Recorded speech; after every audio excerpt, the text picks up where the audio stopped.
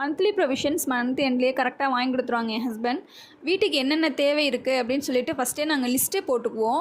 அந்த லிஸ்ட்டு வந்து நமக்கு டக்குன்னு மைண்டில் எதுவுமே ஸ்ட்ரைக் அவுட் ஆகாது, எது எது நமக்கு வீட்டில் இல்லை அப்படின்ட்டு. அதனால் நாங்கள் எப்படி பிரிச்சுக்குவோம் அப்படின்னா, kitchen items, bathroom items and நமக்கு நார்மலாக என்னென்ன தேவை இருக்கும் அப்படின்னு ஸ்ப்ளிட் பண்ணி எழுதிக்குவோம். அது ரொம்ப ஈஸியாக இருக்கும். லிஸ்ட்டு போட்டு முடிச்சுட்டு போய் ஃப்ரெஷ்ஷப் ஆகிட்டு வந்துட்டு ஆப்பிள் இருந்தது வீட்டில். அது வந்து கட் பண்ணி சாப்பிட்றலாம், காலி பண்ணிடலாம். ஏன்னா அப்படியே வாங்கிட்டு வந்து வச்சது அப்படியே இருக்குது, காலி பண்ணாமல். என் ஹஸ்பண்டுக்கு தெரிஞ்சால் திட்டுவாங்க.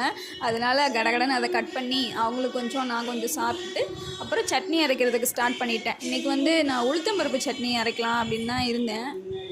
உளுத்தம்பருப்பு சட்னி வந்து எனக்கு அவ்வளோவா பிடிக்காது, எங்கள் மாமாவுக்கு ரொம்ப பிடிக்கும். அது அப்படின்றதுனால நான் அப்பப்போ அதை பண்ணிக்குவேன். இன்றைக்கி எனக்கு துணி மடிக்கிற வேலை இல்லை, ஏன்னா நான் காலையில் எக்ஸாம் போயிட்டதுனால நான் துணி துவைக்கல. அதனால் நாளைக்கு சேர்த்து துவைச்சிக்கலாம் அப்படின்னு சேர்த்து வச்சுட்டேன்.